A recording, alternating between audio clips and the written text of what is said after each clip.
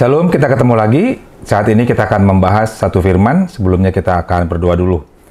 Bapa di surga, terima kasih untuk saat ini. Urapi berkati hamba-Mu, karena biarlah pengajaran ini boleh menjadi berkat bagi siapapun yang mendengar Tuhan, khususnya para anak-anak muda.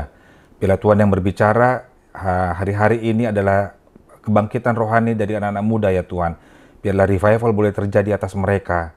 Tuhan pakai mereka ya Tuhan sebagai alat-Mu untuk penyebaran kabar baik Tuhan, sehingga banyak anak muda boleh mengenal Engkau lebih dalam lagi. Kau berkati dari awal hingga akhir, berkati juga seluruh peralatan yang ada, semuanya boleh bekerja dengan baik. Dalam nama Tuhan Yesus Kristus, haleluya, amin. Baik, kita ketemu lagi saat ini. Kita akan membahas satu firman, karena saya punya kerinduan atas anak-anak muda. Jadi pelayanan saya dan istri, kita semua sudah tahu bahwa kami mengelola yayasan, dan yayasan ini khusus untuk anak-anak muda. Nah, satu kerinduan dari anak-anak muda ini, bagaimana anak muda bisa dipakai untuk pekerjaan Tuhan, untuk menjadi pengajar, untuk penyebaran kabar baik, sehingga banyak anak-anak muda semakin mengenal Yesus sebagai Tuhan dan Juru Selamat.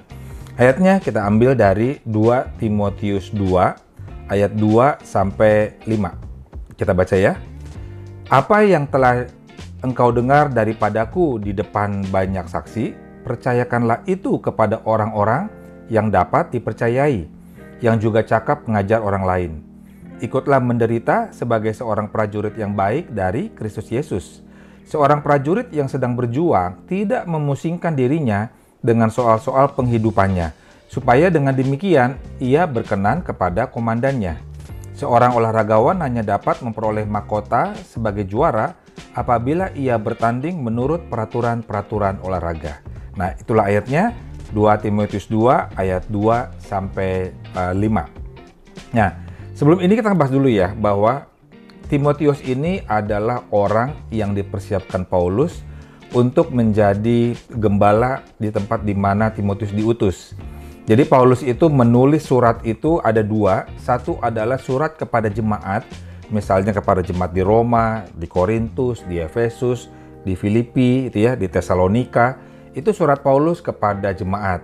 Tetapi Paulus juga menulis surat kepada para gembala. Yaitu ada Timotius, ada Titus, ada Filemon. Nah, surat Paulus kepada gembala ini disebut juga surat pastoral. Jadi Paulus itu dia pelayanan, pergi ke satu tempat.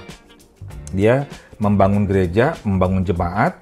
Setelah ini sudah berjalan dengan baik, Paulus biasanya meninggalkan tempat itu untuk pergi ke tempat yang lain, untuk membuka kembali gereja, kemudian membangunnya lagi.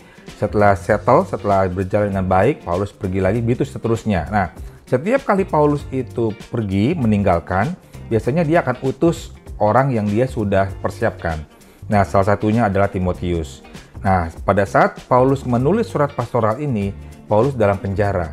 Jadi Paulus itu sudah pergi ke Efesus, ke Korintus, dia sudah pergi kemana-mana. Nah, dia bikin surat ini kepada Timotius untuk mengingatkan. Ada yang khas dari Timotius ini adalah Timotius ini adalah anak muda.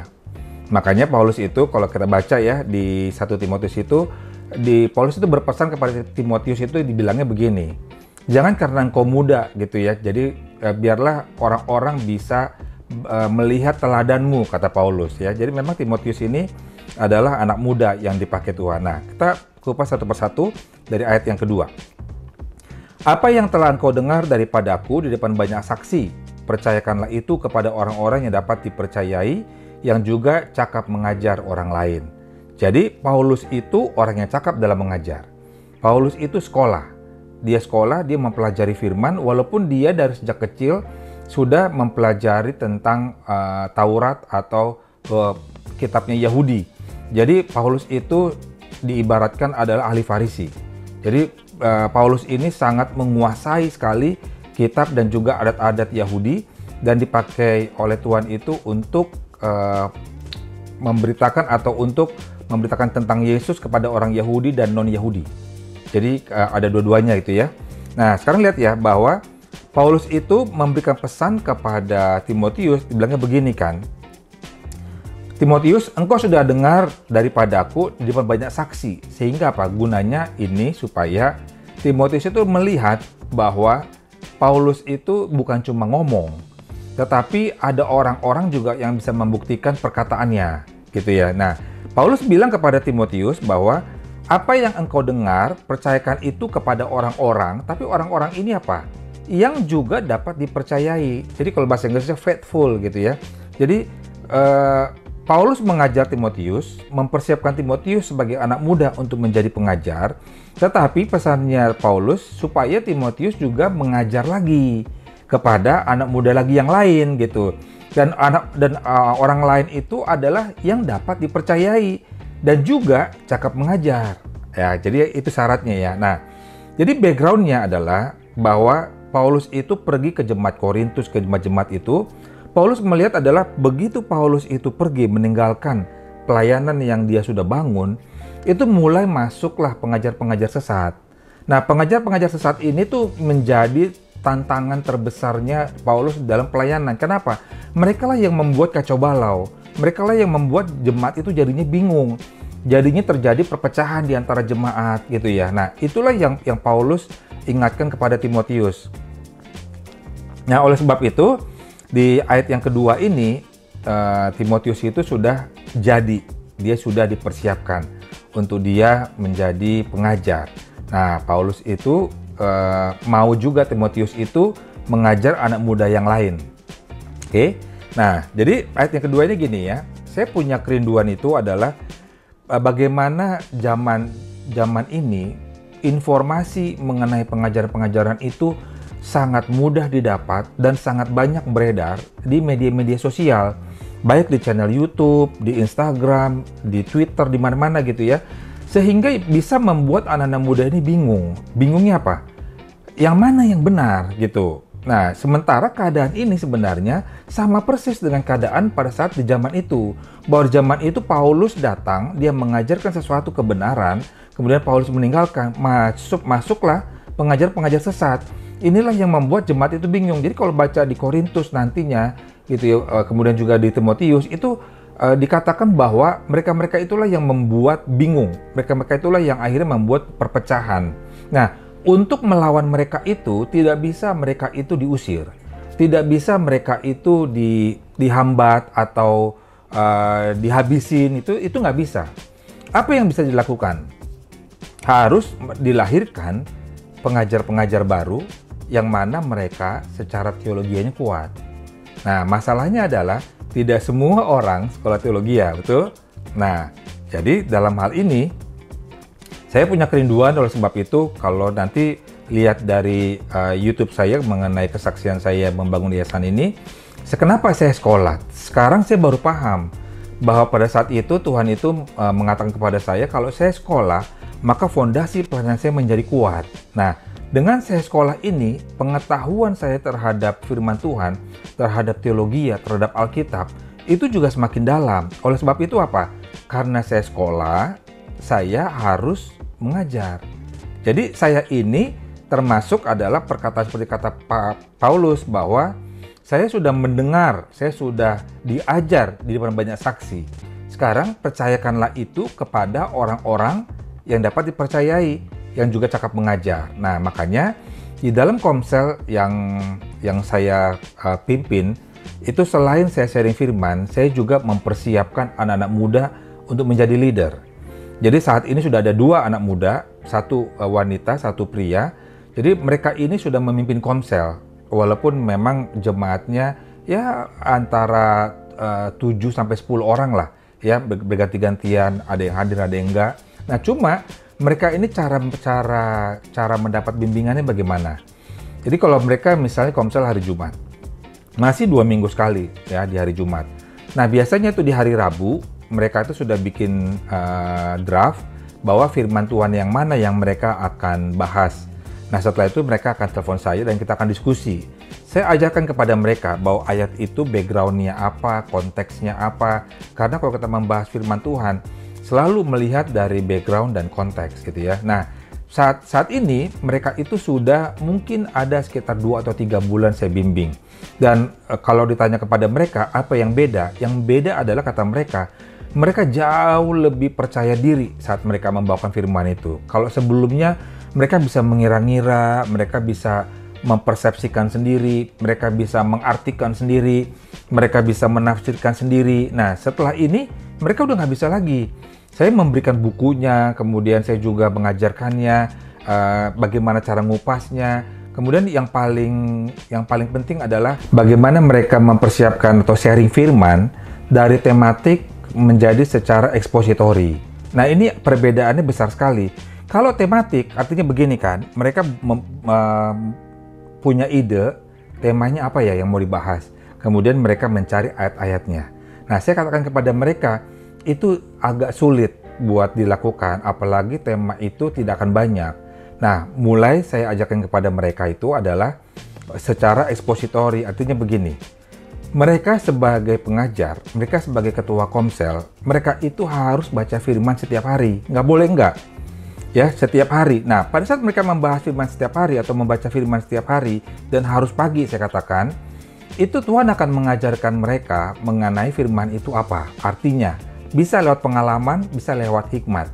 Nah, pada saat mereka dapatkan firman itulah, nanti kan saya ajarnya itu bacanya itu secara per pasal, artinya 2 atau 3 pasal lah yang mereka baca.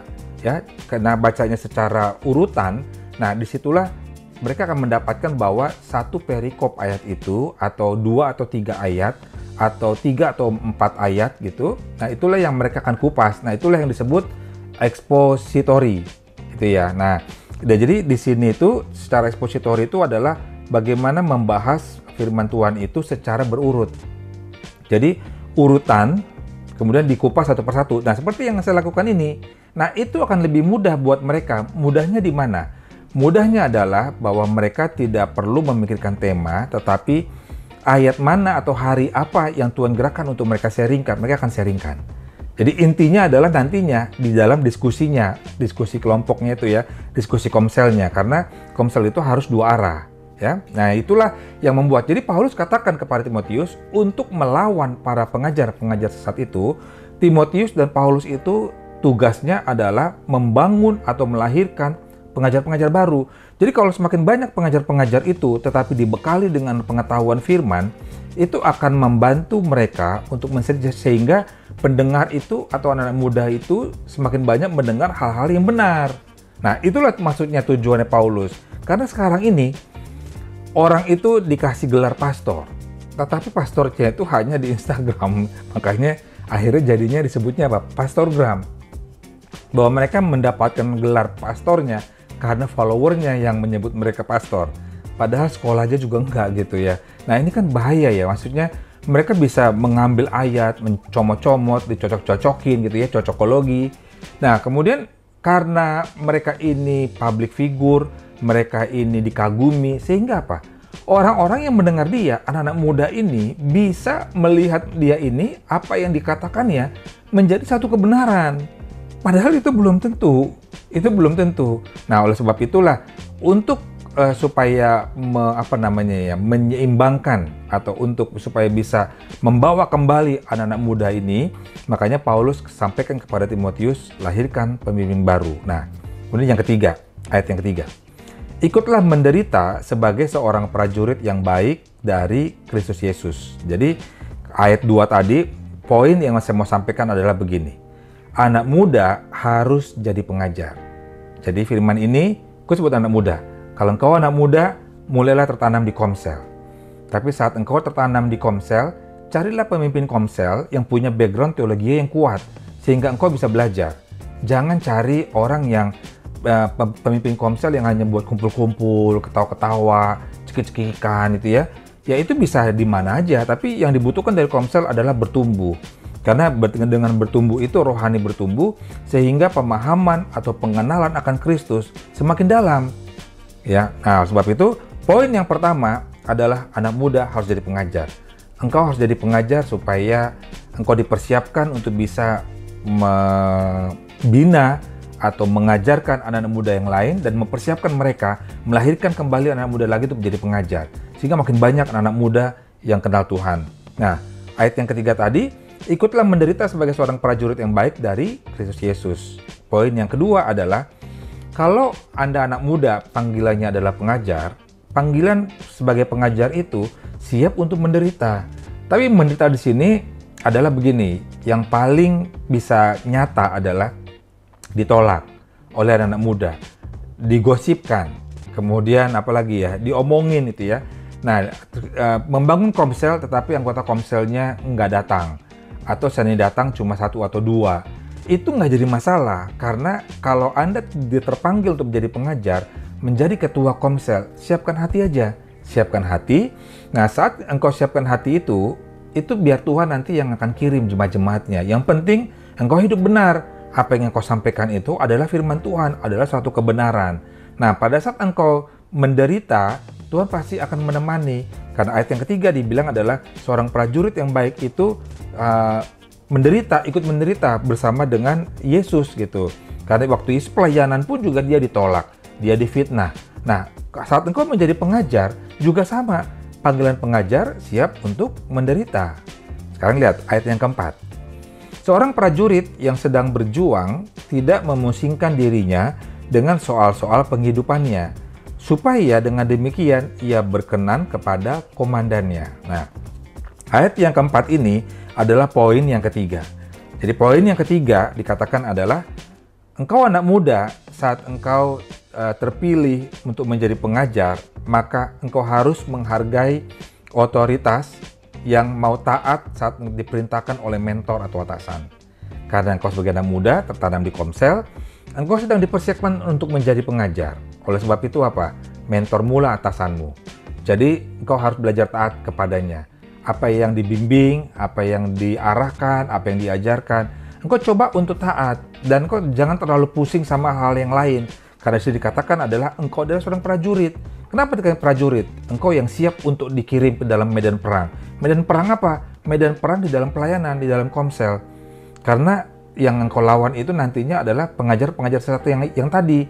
Mungkin engkau punya jemaat di dalam komsel yang cara berpikirnya tidak setuju atau tidak sependapat dengan apa yang engkau pikirkan.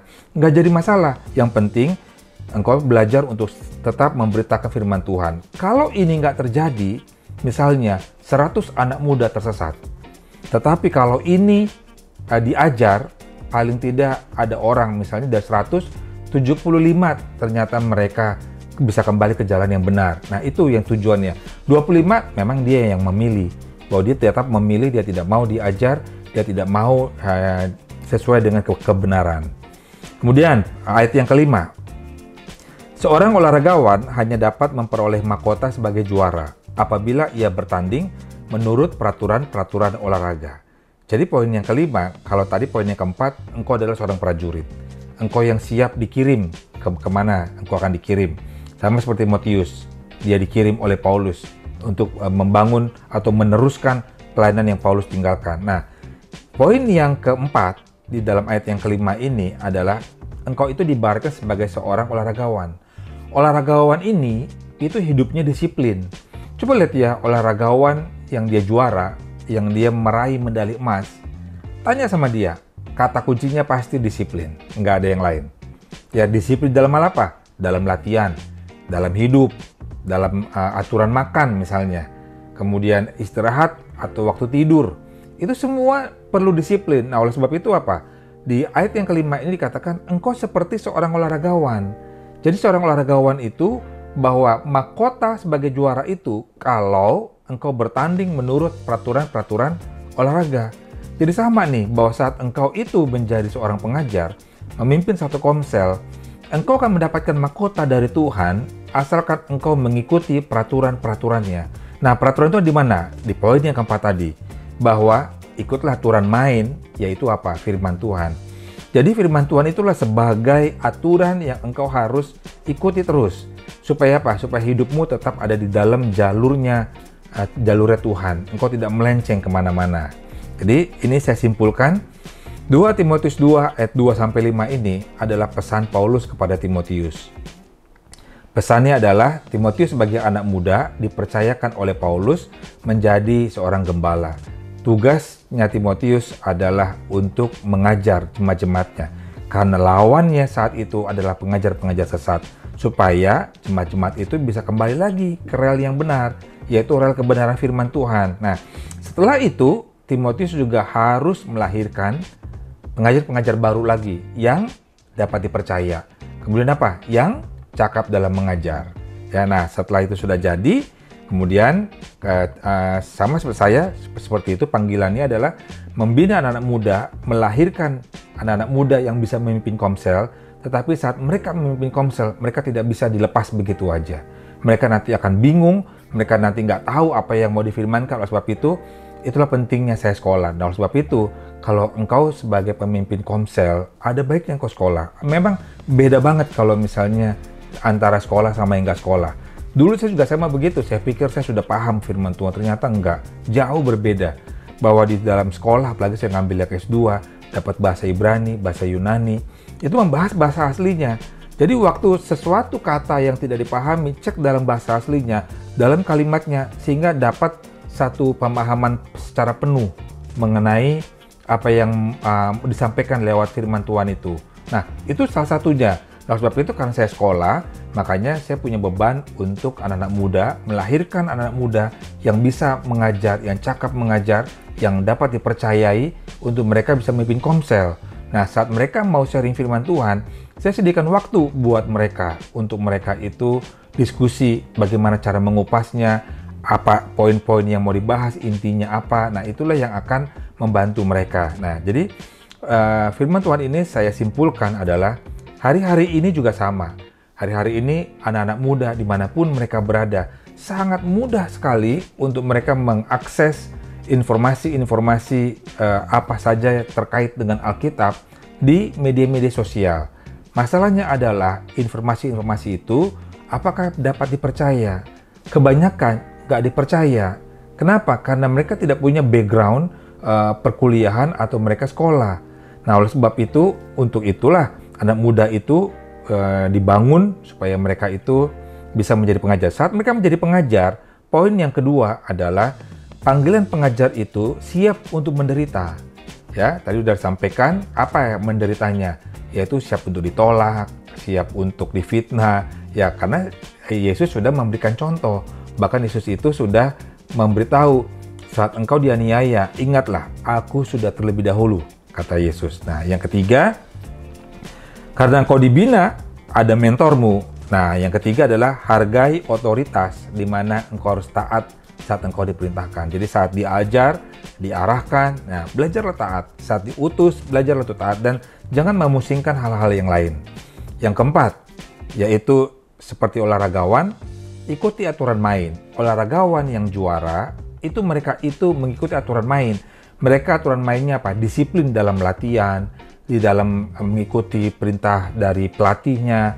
Kemudian saat mereka bertanding juga mereka tahu aturan-aturan mana yang harus mereka ikuti. Kalau mereka nggak ikut sesuai aturan, bisa didiskualifikasi. Makanya mereka itu harus ikut aturan main. Nah, pengajar yang sudah terpilih untuk mengajar firman Tuhan di Komsel bagi anak muda, ya poin yang keempat adalah ikut aturan main, yaitu apa? Firman Tuhan. Kalau ini dilakukan, percayalah bahwa kita bisa memenangkan anak muda. Jadi anak muda itu bisa mendapatkan informasi yang penting dan yang benar dan sesuai dengan kaidah-kaidah Alkitab. Tuhan Yesus memberkati. Mari kita berdoa. Bapa di surga, terima kasih Tuhan. Aku sudah berdoa buat anak muda. Biarlah anak muda terjadi kebangkitan rohani Tuhan. Terjadi kebangunan rohani. Sehingga banyak anak muda yang terpanggil untuk mereka mau mengajar. Menjadi pengajar, menjadi pemimpin-pemimpin Komsel ya Tuhan. Sehingga makin banyak anak-anak muda boleh mendengar tentang kebenaran. Mereka tidak lagi diombang-ambingkan atau disesatkan oleh pengajar-pengajar sesat ya Tuhan. Karena hari-hari ini sangat mudah didapatkan informasi-informasi mengenai Alkitab di media-media sosial. Terima kasih Bapak. Biarlah Tuhan anak muda ini terus boleh diajar. Dan aku boleh menjadi pengajar seperti Paulus, mempersiapkan anak muda untuk mereka boleh menjadi pengajar di Komsel-Komsel anak muda. Terima kasih Bapak, karena mereka anak muda, mengajar anak muda, sehingga bahasanya pun juga bahasa anak muda yang bisa dimengerti. Tetapi isinya harus sesuai dengan kebenaran firman Tuhan. Terima kasih Bapak. Aku serahkan mereka ke dalam tangan-Mu, di dalam nama Tuhan Yesus Kristus. Haleluya. Amin.